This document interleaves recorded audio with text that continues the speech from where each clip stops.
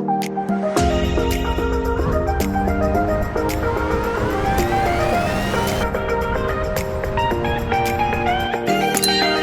guys, welcome back to my channel. If this is the first time you're seeing my face, you're welcome. My name is Nora Ode. I'm a Nigerian YouTuber based in Aberdeen in the United Kingdom. And if you're a returning viewer or subscriber, welcome guys. Today's video is just a summary on my first week here in Aberdeen, the things I did, how I went about my life basically here in Aberdeen. On the first day, or will I say day zero, we checked into the hotel, went to our room. At night, we got food, went back to the hotel and slept. So day one, woke up, cleaned up, then went to get breakfast. So while getting the hotel, we opted for breakfast every morning. We booked for the hotel while we're still in Nigeria via the bookings.com app. So that's where we're able to see a number of options, and we selected the hotel that we stayed in for the period. After breakfast, we headed out to get our BRP. So BRP means biometric residence permits. I talked about it in my previous video. We collected our BRP from the post office that was actually close to the hotel. So we just walked there. We went there with our passport and means of identification. And due to COVID, rules in some organizations were quite strict. So in that particular post office, I think only 6 people can come in at a time, and you're expected to wear your mask. So when we got to our turn, we told the lady what we came there for. She asked for our passports, and we had to remove our mask at some point for identification so she could see our face and it will match with the passport and the document that we came to collect. Post office is located in like a retail park. So there are a number of shops there. There's Poundland, there's Sainsbury, there's Argos. So upon getting the BRP, so we just decided to do some form of shopping. We went to Poundland to get more cold wares. We didn't get that in Nigeria. From there, back to the hotel. So it wasn't a very eventful day. It was just mainly collecting of our BRP. And by the next day, we did our day 2 COVID tests. At the time we got into the UK, it was a requirement for fully vaccinated to do a day 2 COVID test. So it's the self-test which we had booked for and paid for while we're still in Nigeria. It was delivered to our hotel. It even got to the hotel before we got there. So the day we're checking in, the receptionist actually gave us our test kits. So we did the tests. When the results came out, we snapped everything and sent it to the email as required by the law. And a while later, they sent us our COVID-19 certificate.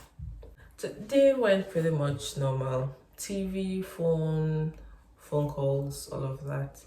And we decided to try out food, which we regretted at the end of the day, but yeah. For experience sake, there was an Indian restaurant that was actually close to the hotel. So we went there and ordered food, takeout, of course. And it was something I did not like at the end of the day.